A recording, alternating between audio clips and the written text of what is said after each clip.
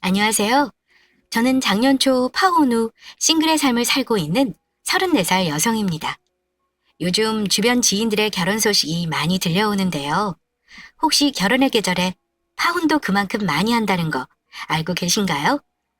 파혼하는 사연에도 이런저런 사연이 있기 마련인데 저는 한 가지 당부드리고픈 말이 있어 용기 내 사연을 보냈습니다.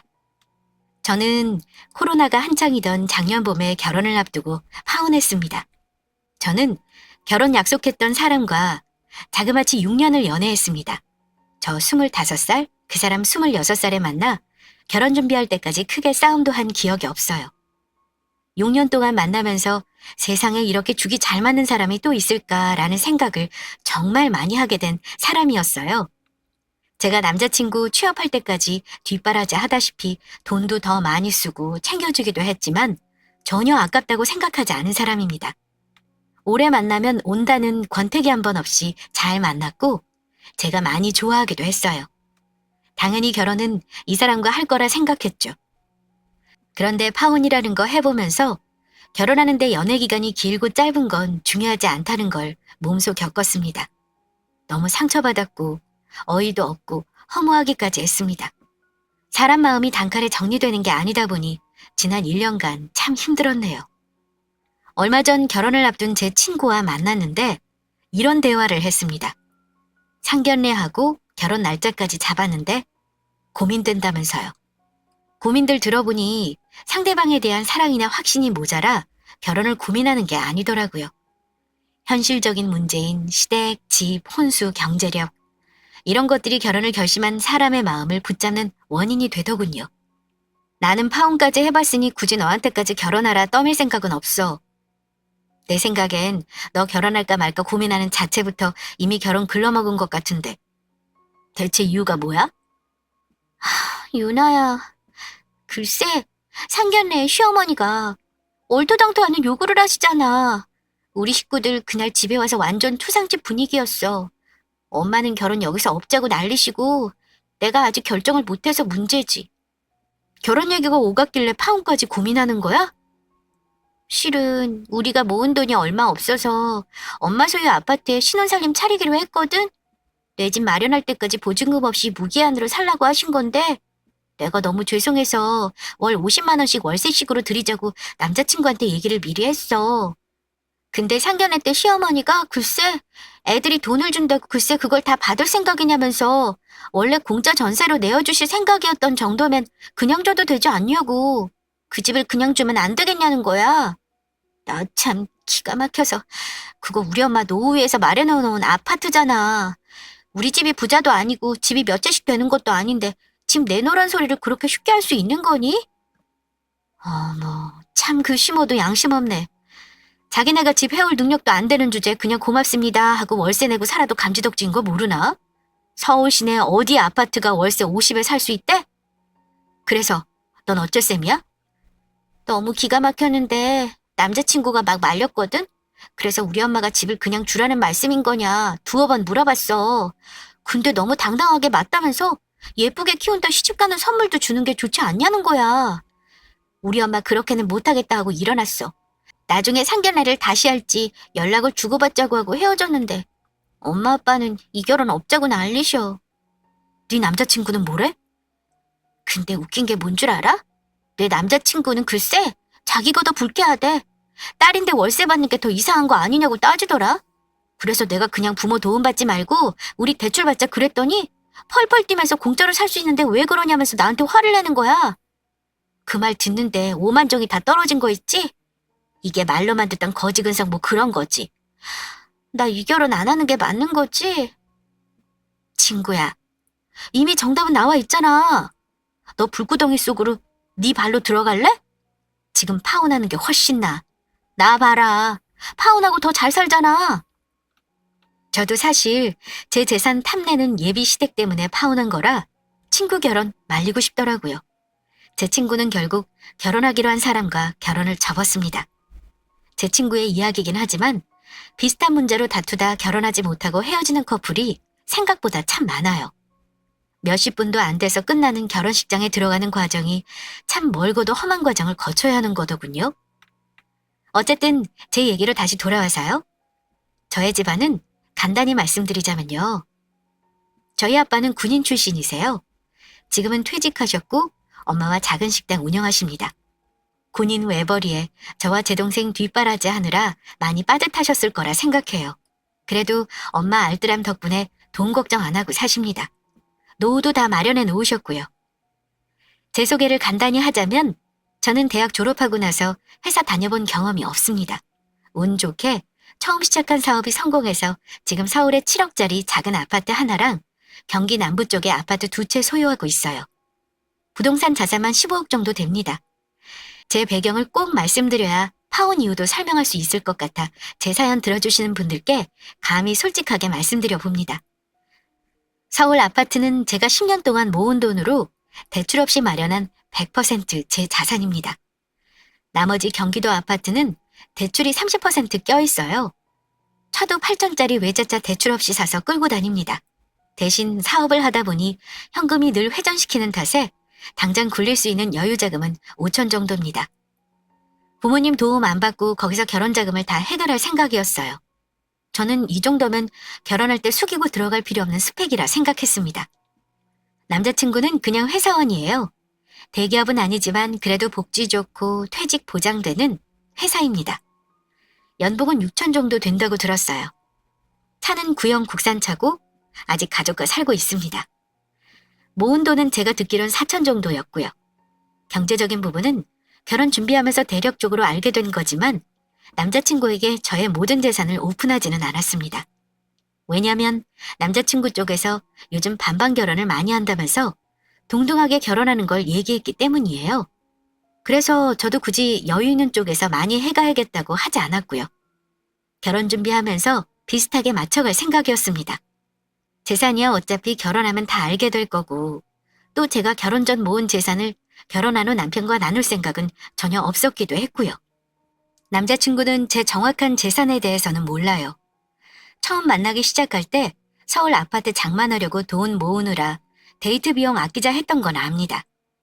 제가 그 아파트 장만할 때 10년간 모은 돈으로 집 산다고 누누이 말했던 터라 아마 그 아파트만 있는 줄 알았을 겁니다. 제가 늘 똑똑한 체하며 그 아파트를 뿌듯해 했었거든요. 서울 변두리고 평수가 작긴 해도 어쨌든 샀을 때보다 많이 오른 것도 남자친구가 알고 있고요. 반면 남자친구는 집안이 그렇게 여유롭진 않았어요. 직장 생활한 것도 갓 5년이 넘었을 때이니 집은 당연히 없었고 현금 4천 정도 공상맞게 데이트 비용 아껴가며 겨우 모은 겁니다. 여유 있었던 저와는 달리 남자친구는 늘 돈돈거리는 때가 많았어요. 그러다가 알게 된 게 남자친구가 부모님 대출 갚는 것도 보태고 있고 용돈까지 매월 50만 원씩 보내고 있었던 걸 알게 되었습니다. 부모님 병원비, 건강검진 비용, 명절 용돈, 생신 용돈. 남자친구 아버지가 남자친구 차를 사용하고 있어서 차 세금이랑 보험금, 심지어 각종 과태료 등등 자질구레한 것까지 본인이 다 내고 있었습니다. 그러면서 자기 월급으로 힘들었는지 가끔 저한테 신세 한탄한 적도 있었어요. 여자들은 시집가면 끝인가 봐. 우리 누나들 말이야. 진짜 너무한 거 아니야? 아들만 자식이냐고. 아니 결혼해서 살림 빠듯하다고 부모님 용돈도 잘 안 보내주고 나한테 다 맡겨버리니까 나도 너무 힘들어. 내가 결혼해서 이 월급으로 살려면 정말 까마득하다. 투잡이라도 뛰어야 할 판이야. 누나들이 단돈 10만 원도 안 보낸단 말이야? 그럼 지금 모든 생활비를 자기가 다 부담해? 월급이래봤자 월 300이 고작인데 결혼하고 그걸로 생활이 안 될 것 같은데? 그래도 네가 나보다 많이 버니까 정말 다행이다. 안 그랬으면 우리 결혼할 생각은 못하는 거지 뭐. 서울에 너 집도 있잖아. 그거 많이 올랐던데 그걸 팔면 여유자금도 몇 억 생기겠다. 그렇지. 그전까지는 아무 생각 없다가 결혼 준비하면서부터는 돈 없다는 뉘앙스의 말을 들으면 마음이 걸리더라고요. 아예 자기 버는 돈은 부모님 생활비로 저당 잡히는 게 당연한 듯 하라는 것 같아 기분이 영 좋지 않았고요.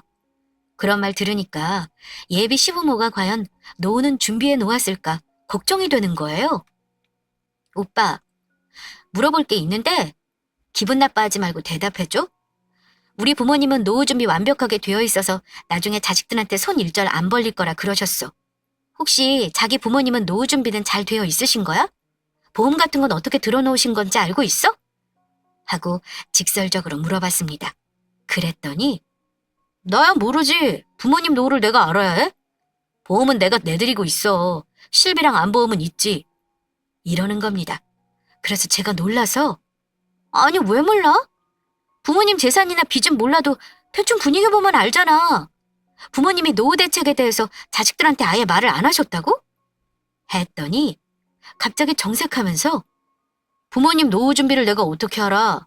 그리고 내가 부모님 돈 많은지 적은지 주머니 사정을 속속들이 안다고 달라지는 게 있어? 너는 왜 그렇게 속물 같은 소리를 하냐? 우리 부모님 노후 준비 안 돼서 너한테 기댈까봐 물어보는 거야? 내가 속물이 아니라 당연히 결혼할 상대방 부모님 노후라던가 생활비라던가 궁금할 수 있는 거 아니야?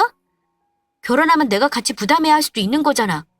한마디로 지금 상황이면 오빠 앞으로 딸내식구가 2명이란 얘기고 결혼하면 내가 같이 부양해야 하는 건데 왜 내 질문을 오빠나 부모님 재산이랑 노후에만 초점을 맞춰서 기분 나쁘다고 해? 내가 물어본 의도는 그런 게 아니잖아.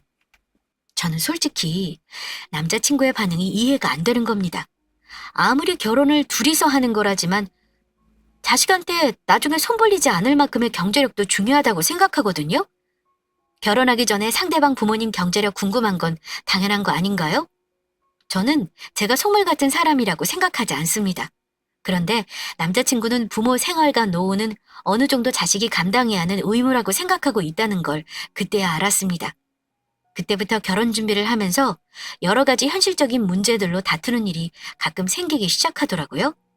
그러다가 양가에 인사하고 나서부터는 갈등이 더 깊어졌습니다. 솔직히 객관적인 상황만 놓고 보면 제가 더 좋은 조건인 건 확실합니다. 이건 제 사연 듣고 계신 구독자분들도 동의하실 거라 생각해요. 저는 재산도 있고 친정 가족 때문에 골치 아플 거리도 없었으니까요. 그래서 남자친구 집에서는 감히 저를 싫어할 거라고 전혀 생각 못했습니다. 그런데 남자친구 집안에 인사하러 갔을 때 알았어요. 그 집에서는 저를 전혀 다른 의미로 부족하게 생각한다는 걸요. 아마 제가 아파트 가지고 있는 거랑 사업을 해서 월 수입이 꽤 된다는 걸 남자친구 부모님은 알고 계셨을 겁니다. 남자친구가 저 인사하러 가기 전에 자랑하듯 말했을 거라 생각해요. 예비 시부모 처음 만나서 식사하면서 이런저런 얘기를 나누다가 신혼집 문제를 먼저 꺼내신 건 남자친구 어머니였습니다. 이름이 요나라고 했지? 우리 현성이랑 오래 만나고 내가 알고 있어. 사업한다고 들었는데 웬만한 월급쟁이보다 나은가 봐? 서울에 아파트도 미리 장만해놨다고 들었는데 맞니? 그럼 결혼하면 신혼살림은 네 아파트에 차릴 생각이야? 하고 물으시는데 제 생각을 말씀드렸습니다. 사실 그 아파트가 좀 작고 오래돼서 신혼살림을 거기다 넣을 수 없을 것 같았거든요. 신혼인데 그래도 가정 같은 건 좋은 거 장만하고 싶은 게 여자 마음이잖아요. 네, 있긴 한데 좀 작아요. 19평이고 지금은 제가 혼자 사는데도 집이 좀 꽉 차거든요. 그래서 결혼하면 제 아파트는 새 놓으려고요. 저희 친정 부모님 살고 계신 별내 쪽에 평수 높은 신축 아파트에서 살 생각이에요. 하고 대답했습니다. 그런데 그 대답을 들은 예비 시모 얼굴이 좀 차갑게 굳어지더라고요. 그럼 신혼집은 결국 우리 아들도 돈을 보태야 하는 거구나? 네가 집이 있어서 무주택자로 청약 넣는 것도 못할 텐데 하필 아파트가 신혼살림도 안 들어갈 정도로 작은 걸 산 거니? 그럼 현금은 한 어느 정도 결혼자금으로 쓸 생각이야? 5천 정도 생각하고 있어요, 어머니. 뭐, 5천? 택도 없이 부족한 금액이구나. 신혼집 넓은 평수로 가려면 그래도 몇 억은 필요할 텐데 현금이 5천뿐이면 그걸로 대체 뭘 할 수 있겠어? 하시며 제 앞에서 계속 한숨을 쉬시는 겁니다. 옆에 있던 남자친구가 자기 엄마 한숨 쉬는 거 보면서 끼어들어 말하더라고요. 엄마, 유나랑 내 돈이랑 같이 합치면 영혼까지 끌어모아서 대출받을 거야. 엄마가 왜 그걸 걱정해요? 걱정 말라니. 현성아, 네 누나들을 봐라. 큰 누나 은행 다니고 둘째 누나 교사면서 알뜰하게 모아 결혼할 때 대출 하나 없이 시작했잖니? 근데 결혼한다는 애가 고작 현금이 5천밖에 없다는 게 걱정이 안 되겠어? 부자지간 대화 듣고 있는데 제가 죄인이 된 것 마냥 주눅이 들고 어쩔 줄을 모르겠는 겁니다. 그런데 듣다 보니까 점점 기분이 이상해지더라고요. 그게 제가 미안해하고 굽히면서 해야 할 결혼인가 싶어서요. 벌이는 뭐 말할 필요도 없이 제가 3배는 더 벌고 혼수며 살림이며 몇 가지 빼고는 다 제가 지금 쓰고 있는 가구나 가전으로 들어놓을 텐데 말입니다. 제 살림 전부 비싼 것들이고 독립할 때 산 거라 산지 2년도 채 안 된 것들이 대부분이었거든요.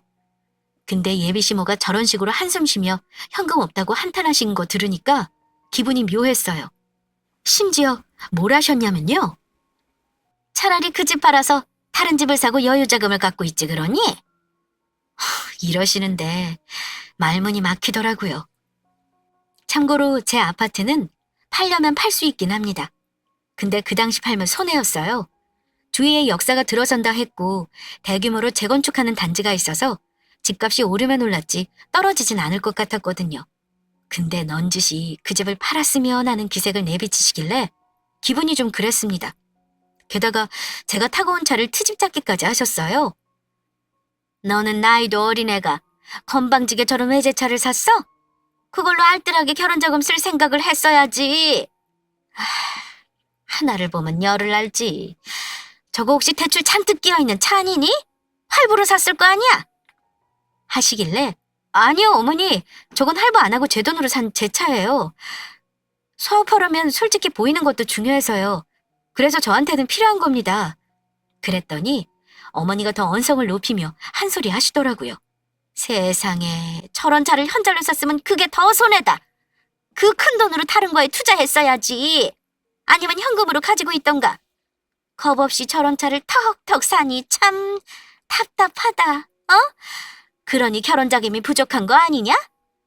이러시니까 제가 대역죄인이 되는 분위기였습니다. 사실 자기가 결혼할 시기를 딱 예상하고 현금 마련해 놓는 사람이 몇이나 되겠어요? 과거에 저도 그냥 언제 결혼할지 모르고 사업상 필요하니까 차를 샀던 건데 하필 이 시기에 남자친구가 결혼하자고 할 줄은 몰랐죠. 그런데 자꾸 제가 결혼 자금도 모으지 못한 모자란 며느리인 듯 말씀하시니까 속이 상하기도 하고 많이 혼란스러웠습니다. 그런데 웃긴 건 그렇게 못마땅한 듯 혀를 끌끌 차면서도 자기 아들하고 결혼 안 시키겠다는 말은 안 하고 상견례와 결혼 날을 어찌 잡을지 물어보시더라고요. 부모님 의견 물어봐서 상견례를 빨리 하는 게 좋겠구나. 너희 사귄 시간만 몇 년이니? 어차피 이제 와서 서로 다른 사람 만나 결혼할 생각도 아니잖아. 아, 네. 저희 부모님 의견 여쭤보고 말씀드릴게요. 그리고 아까 내가 했던 말 한번 생각해보렴. 집을 가만히 갖고 있는 게 능사는 아닌 듯 싶다. 너 현금 부족한 거 나는 아무래도 불안하구나. 그놈의 현금은 왜 계속 부족하다고 하시는 건지. 그 뒤로는 무슨 대화를 나눴는지 기억도 잘 안 날 정도였습니다. 집에 와서 엄마가 시어른들이 어떠냐며 물어보시는데 솔직히 대답을 못하겠더라고요. 시어른들 어떤 것 같아? 결혼 준비하려면 상견례 전에 대충 날짜도 잡아놓고 이것저것 할 게 많을 것 같은데 너한테 따로 말씀하신 거 있으면 엄마한테 얘기 좀 해봐. 엄마는 이미 제 남자친구를 사윗감으로 생각하셨기 때문에 제게 시댁에 인사드리고 나서 혼란에 휩싸였다는 걸 모르시는 눈치였습니다. 우리 딸 인물 이쁘고 나이 딱 좋고 집까지 있는데 1등 며느리 대접 안 받을 이유가 없지? 저렇게 말씀하시니까 결혼 안 하겠다는 말이 목구멍에 걸려 나오지가 않았어요. 엄마, 상견례 날짜 먼저 의견 맞춰서 정하자고 하셨어. 다른 건 구체적으로 얘기한 거 없고 현성 오빠랑 상의할 게 좀 있어서 그거 결론 내면 말씀드릴게요. 친정 엄마에게는 대충 얼버무리고 나서 저는 고민에 빠졌습니다.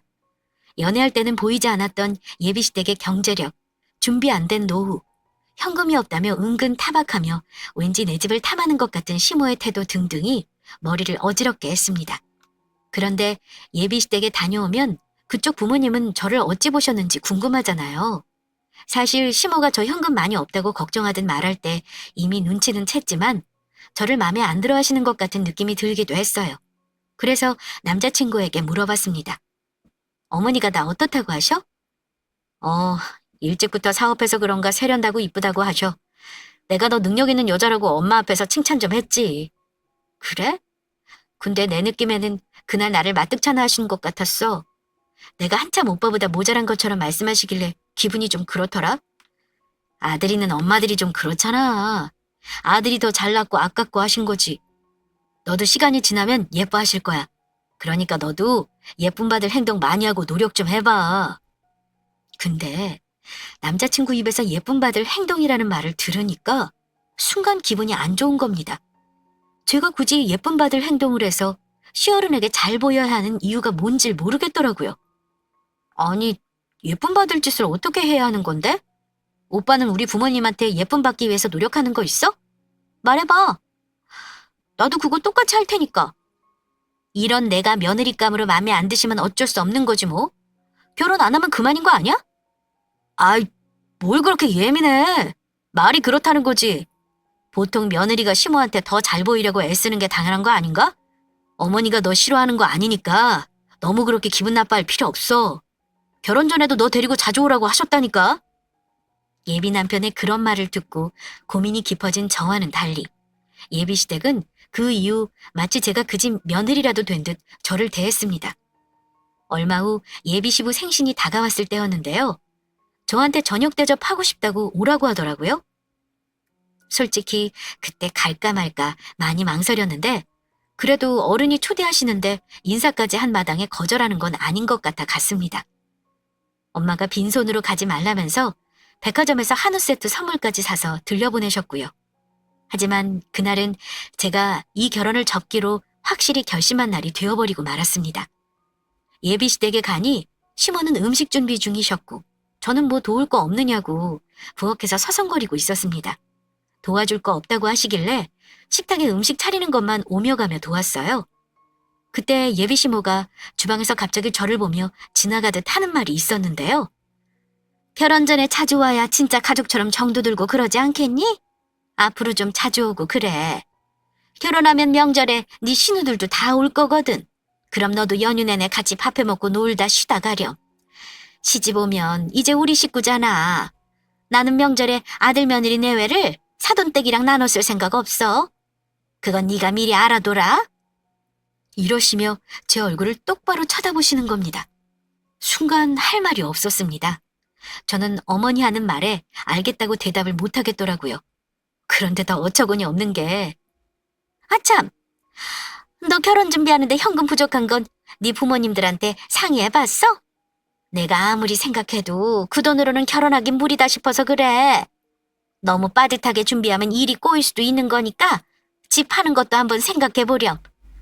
그런데 저는 그 말까지 듣고 나니까 그냥 아니다 싶었어요. 그놈의 현금 부족은 무슨, 결혼은 뭐 저 혼자 하나요? 왜 자기네 집에서 보태준다는 말은 일도 없이 저한테만 그러시는 건지 이거 안 되겠다 싶었죠. 그래서 빨리 이 집사 나가야겠다 기회만 보고 있었습니다. 식사만 하고 얼른 갈 궁리를 하고 있는데 시어머니가 식탁에서 맛있는 반찬은 전부 시아버지랑 남자친구 쪽으로만 자리를 옮기시고 제 앞에는 수은 풀떼기만 놓으시는 겁니다.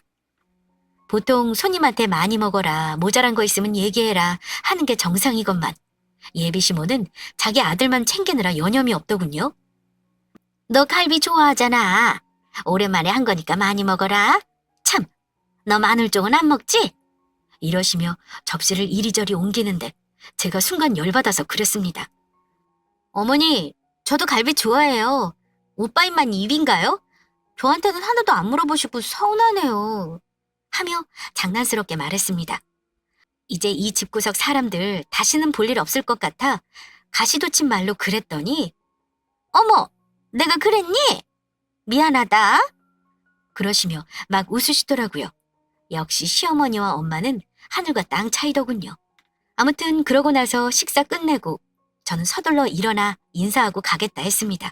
그런데 어머니가 결혼 문제로 이런저런 상의할 것들이 많은데 왜 벌써 가냐며 싸늘하게 말하시길래 나중에 남자친구 통해 듣겠다 해버리고 나왔습니다. 기분이 상했던 저는 남자친구가 운전하는 차에서 말없이 있었습니다. 남자친구도 한참 동안 말이 없었고요. 서로 뭔가가 마음에 안 들었던 거죠. 그 어색한 분위기에서 남자친구가 먼저 이러는 겁니다.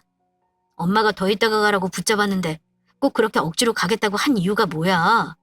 그냥 어머니 말에 네네 하고 맞장구 좀 쳐드리지 그랬어. 자주 와서 점수 좀 따놓고 하면 좋잖아. 그러길래 솔직히 대답했습니다. 기분 나빠서 내가 아직 오빠 집 며느리도 아닌데 명절에 친정 가지 말라는 말 듣는 것도 어이없고 내 입장에선 이해 안 가. 오빠네 엄마 정말 이상한 거 알아? 지금 조선시대도 아니고 결혼하면 명절에 번갈아 가며 시댁 가고 친정 가는 게 당연한 거지. 무슨 아들 내외를 사돈댁이랑 나눠 쓸 생각이 없다는 말씀을 하셔? 친정 가지 말라는 말이잖아. 야, 그냥 엄마가 하는 소리야. 나중에 상황 봐가면서 하면 되지. 그걸로 미리 이렇게 화를 낼 건 없잖아. 상황은 무슨 상황? 우리 집은 딸만 둘인데 그럼 우리 부모님은 딸들 시집 보내면 명절 때마다 두 분만 덩그러니 있어야 하는 거야? 내가 화를 내자 그 사람은 나도 결혼하면 네 부모님한테 최선을 다할 거야. 근데 나는 우리 집 장손이잖아. 우리 부모님은 옛날 분들이시고 너도 그런 건 입장 바꿔 생각해 볼 수 있는 거 아니야? 그보다 엄마가 우리 결혼 비용 부족한 거 걱정하시는데 그거나 상의하자. 이러며 저를 나무랐습니다. 장손이고 뭐고 그게 당연한 겁니까? 그 말 듣고 더 화가 나서 저도 더 이상 참지 않았습니다. 오빠가 집안 장손이고 남자라서 그렇게 해야 하는 게 당연한 거면 나 결혼까지 생각하지도 않았어. 그리고 뭐? 결혼 비용이 부족해? 아니, 이 나이에 이 정도 가지고 있는 거 다른 사람은 다 대단하다 하는데 내가 왜 부족한 사람이 되어야 해? 우리 엄마가 그런 소리 한 건 내가 사과할게. 엄마는 우리가 모은 돈이 없어서 일 틀어질까 봐 그걸 걱정하시는 거야. 지금 너는 닥치지도 않은 일에 너무 예민하게 구는 것 같다. 이런 건 나중에 얘기해도 되는 문제야. 우리가 지금 그런 사소한 거 가지고 싸울 때가 아니잖아. 그보다 내가 더 중요하게 할 말이 있어. 가뜩이나 기분 상해 있는데 남자친구는 그 상황에서 다른 할 말이 있다며 차까지 한쪽으로 세우더라고요. 내가 한참 고민해 본 건데 내 말 오해하지 말고 들어. 나도 다 생각이 있어서 그런 거니까. 아까도 말했지만 우리 현금이 너무 부족하잖아. 그래서 말인데 너 그 아파트 말이야. 우리 엄마 드리는 게 어떨까? 그 말을 듣는데 기가 막혔지만 무슨 개소리를 더 하는지 들어보자는 싶어서 어쩌고 싶은 생각이냐고 되물었습니다. 그거 평수 작아서 어차피 우리는 전세 얻어야 하는 거잖아. 그럴 바엔 우리가 엄마 집으로 들어가고 그 집을 우리 부모님한테 살게 해드리는 건 어떨까 해서 말이야. 엄마는 그 집 팔아서 여유자금도 가지고 있는 게 어떠냐고 하시는데 지금 파는 건 너무 아깝잖아. 그럼 그냥 바꿔 살기만 하자는 거야? 그것도 생각해봤는데 그냥 네 집은 우리 엄마한테 등기 이전해드리면 좋겠어. 제 아파트가 자기네 거랍니까? 왜 남의 재산을 지들이 팔고 말고 상의하며 바꾸네 만회하는지 이해가 안 가더라고요. 오빠 부모님 집 시세 얼만데? 3억짜리 집에 대출도 있다며. 그럼 우리가 그 집 들어가서 빚 갚으면 살라는 거잖아. 그게 대체 무슨 도둑놈 심보야? 우리 부모님이 그거 허락하실 것 같아? 난 절대 싫으니까 못 들은 걸로 할게. 뭐? 너 이게 앞날을 위한 큰 투자라고 생각 안 해? 우리 부모님이 뭐 천년만년 사시냐고. 어차피 돌아가시면 다시 우리 거 되는 거잖아. 너 그 아파트 들이면 우리 엄마한테 점수 따고 결혼 생활 내내 이쁨 받고 사는 거라니까. 그리고 전세 얻느라 대출 안 받아도 되잖아. 아파트 들이고 나서 오빠랑 나랑 막말로 이혼하게 되면? 그럼 그 아파트 돌아놔 줄 거야? 아니잖아. 말도 안 되는 소리 하지 마. 야, 너 정말 이럴 거야? 나도 너랑 결혼하고 싶어서 이런 말 하는 거야. 솔직히 우리 엄마 너 등치 크고 기세 보인다고 별로 마음에 안 들어 하셔. 너랑 결혼하는 거 말리셨다니까? 근데 생각도 안 해보고 바로 거절이냐? 생각도 안 해볼 거면 나도 더 이상 할 말 없어. 그냥 때려치우자. 그 사람 입에서 먼저 결혼 때려치자는 말이 나오길래 저도 바로 말해줬습니다. 때려치자는 거지? 내가 바라던 바야. 우리 그냥 파혼하자. 뭐 7억짜리 내 집을 오빠 엄마한테 주자고? 내가 부족한 게 현금이면 오빠는 재산 자체가 턱없이 부족해. 당신네 집은 예의랑 염치가 부족한 집안이고 당신 집안 정말 거지근속 쩐다. 너 말 다 했어? 나는 네가 우리 엄마한테 잘 보일 수 있는 방법 얘기해준 것뿐이야. 네가 싫다면 어쩔 수 없지. 너 정말 결혼 깨는 거 후회 안 할 자신 있어? 후회 좋아하네. 땅 치고 후회하는 사람은 내가 아니라 오빠가 될걸? 나는 오늘 가서 부모님한테 다 말씀드릴 거야. 이 결혼 안 할 거라고. 오빠도 알아서 말하고 여기서 끝내자. 우린 인연이 아닌 것 같아. 결혼은 없었던 걸로 해. 내 집에 오빠 물건들이나 당장 찾아가. 서로 다툼 끝에 헤어지기로 했습니다. 물론 결혼도 없던 일로 하기로 했고요. 씩씩거리며 집에 와서 저는 집에 있는 남자친구 물건들을 싹 정리해서 쌓아놓았습니다. 마음 같아선 내다버리고 싶었지만요. 그 후 그놈으로부터는 며칠간 연락이 없었고 저는 격양된 마음을 가라앉히고 생각을 차분히 해봤습니다. 그러자 헤어짐에 대한 생각은 더 명확해지고 제가 당했던 상황들이 객관적으로 보이더라고요. 이미 답은 정해져 있었습니다. 이대로 끝나는 것도 나쁘지 않았죠. 그냥 서로 손해볼 거 없이 마음만 정리하면 그만인 거니까요. 그런데 남자친구 놈이 찾아왔더라고요. 어차피 한 번은 겪어야 할 일인 것 같아서 만났습니다. 저는 남자친구 물건을 돌려주면서 헤어지자 얘기했고요. 그랬더니 그놈이 정윤아, 너는 그동안 사귄 게 다 아무것도 아닌가 봐.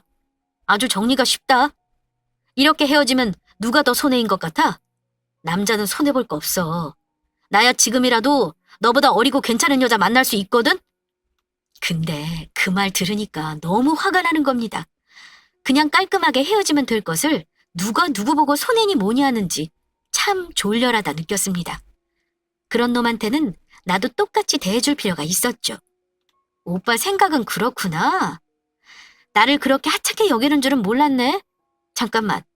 내가 마지막으로 오빠한테 보여줄 게 있는데 지금 문자로 보내줄게. 그거 보고 객관적으로 내가 오빠보다 더 좋은 사람 만날 수 있는지 아닌지 한번 판단해봐. 저는 그놈 핸드폰으로 메시지를 전송했습니다. 잠시 후 문자를 확인한 그놈 눈이 커지더니 당황한 얼굴로 이러더군요. 김준아, 너 이거 뭐야? 이거 계약서잖아. 이거 다 네 이름으로 되어 있는 거라고? 너 그 아파트만 갖고 있는 거 아니었어? 제가 그 사람에게 보낸 건 개인정보를 가리고 찍은 제 소유 아파트 매매 계약서였습니다. 그놈이 알고 있는 서울 아파트 외에 경기 남부에 가지고 있는 아파트 2채, 그리고 그 사람에게 말하지 않았던 정기 예탁금으로 묶어놓은 제 현금 자산 1억도 인증해줬습니다. 파혼하고 후회할 사람이 누구인지 잘 생각해봐. 나겠어? 오빠겠어? 오빠는 내 아파트가 그렇게 탐났어? 그 집 어머니 주자고 하면 내가 허락할 거라고 생각한 자체가 코미디다 정말. 나중에 오빠 혹시 결혼할 여자 생기면 절대 그러지 마라. 아무리 오래 사귀었다지만 내 재산은 오빠 거가 아니잖아. 무슨 권리로 줘라 마라 해? 야, 너야말로 그동안 나 속인 거네. 이렇게 돈 많으면서 없는 척하고 너야말로 나한테 그 오랜 세월 사기친 거 아니야? 내가 돈 없다 궁상 떨 때 너 속으로 겁나 비웃었겠다. 너는 나를 처음부터 안 믿었던 거네. 그러니까 네 재산 투명하게 오픈도 안 하고 나한테 거짓말한 거잖아. 난 거짓말한 적 없어. 그냥 말을 안 했을 뿐이야. 그 아파트는 내가 오빠랑 사귈 때 산 거니까 오빠도 알았던 거고. 그러는 오빠는 나한테 재산이며 가지고 있는 빚이며 다 솔직하게 말한 거 있어? 결혼할 때 돼서야 말한 거잖아. 빚 있는 거. 말 안 한 건 사기친 거 아니냐? 개거품 물며 저보고 사기쳤다는 그 사람 얼굴 보니까 그나마 남아있던 정도 뚝 떨어졌습니다. 짐이고 뭐고 다 불태워버릴 것을 고작 저런 꼴 보겠다고 저 인간 짐을 뭐하러 고이고이 싸뒀던 걸까요? 저도 참 미련했죠? 저랑 파혼하지 않았다면 그게 다 자기 거가 될 거라 생각해서 그런 걸까요? 그 사람은 길길이 날뛰었습니다. 어쨌든 파혼 먼저 하자고 한 건 오빠야. 오늘 와서 나한테 한 말 잘 생각해봐. 오빠 자존심 되게 센 사람이잖아? 이제 와서 내 재산 보고 잘못했다 용서해달라 뭐 이딴 말 할 사람 아니라고 생각해? 오빠 엄마한테 떡하니 집 한 채 줄 그런 여자 어딘가 있겠지. 어리고 착하기까지 한 애 찾으려면 힘들긴 하겠다. 어디 한번 잘 찾아봐.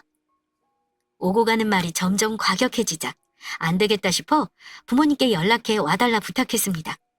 부모님이 도착해 그 사람을 내보내고 나서야 싸움은 끝났네요. 그 인간은 어지간히 억울했나 봐요. 눈물까지 보이며 가는데 제 눈에는 그 눈물이 슬픔의 눈물이 아니라 막 분하고 억울한 눈물로 보였어요. 그래도 그 사람이 본성이 아주 못돼 먹은 사람은 아니라 나중에 사과는 하더군요. 그러면서 다시 생각해 볼 수 없겠냐고 한번 툭 던지는데 당연히 저는 단칼에 거절했고요. 저도 싸우면서 말 심하게 한 부분은 미안하다고 했습니다. 이렇게 그럭저럭 6년간의 연애는 평화롭게 끝이 났네요. 뭐가 그리 좋아서 저런 놈 6년이나 만났냐 하실 수 있는데 분명 장점도 많은 사람입니다. 그건 주변 사람들도 다 인정하는 부분이고 사회적인 평판도 좋은 사람입니다. 저랑 깨져도 아마 다른 여자 금방 만날 수 있을 거예요. 다만 장점은 장점일 뿐이니까요. 결혼하면서 저렇게 가치관이 안 맞는 부분은 극복하기 힘들다는 생각입니다. 내가 피땀 흘려 마련한 재산을 마치 과자 하나 주듯 자기 엄마한테 주자고 하는 남자가 여러분은 이해가 가시나요? 연애할 때 저런 생각 가진 거 알았으면 결혼 말 나오기 전에 진작에 끝냈을 겁니다. 좋을 때 잘해주고 다정한 건 당연한 거니 그런 건 제 사연에 굳이 넣지는 않았어요. 하지만 저희도 긴 세월 연애하면서 좋을 때도 분명 있었습니다. 하지만 인간이 좋다고 해서 남자로서도 좋을 수 없다는 걸 새삼 깨달았네요. 예비시댁이 될 뻔했던 곳이랑은 딱히 말 섞기 싫어서 그 이후 연락처 차단했어요. 헤어짐은 남인데 이제 거기도 저랑 상관없는 남남이잖아요. 어차피 그 인간도 끝난 문제는 칼같이 잘 끊는 사람이라 저한테 연락 안 오게 자기 부모한테는 알아서 잘 설명하겠죠. 저는 파혼하고 나서 역시 결혼은 저의 길이 아닌 것 같다는 생각이 들었어요. 친구들도 그맘때쯤 결혼을 많이 했거든요. 사연 처음 말씀드렸듯 그중에 한 친구 예비시댁이 저와 비슷한 거지근성 시댁이길래 친구 결혼도 뜯어 말렸던 거고요. 생각보다 저 같은 이유로 파혼하는 사람이 많은 것 같아요. 저는 그냥 결혼은 포기하고 당당하고 씩씩하게 솔로의 생활을 맞이하렵니다. 내년에는 사업이나 더 잘 꾸려가려고요. 다가오는 추운 계절 건강관리 잘하시고 마음은 늘 따뜻하시길 바라며 제 사연은 여기서 마무리하겠습니다. 감사합니다.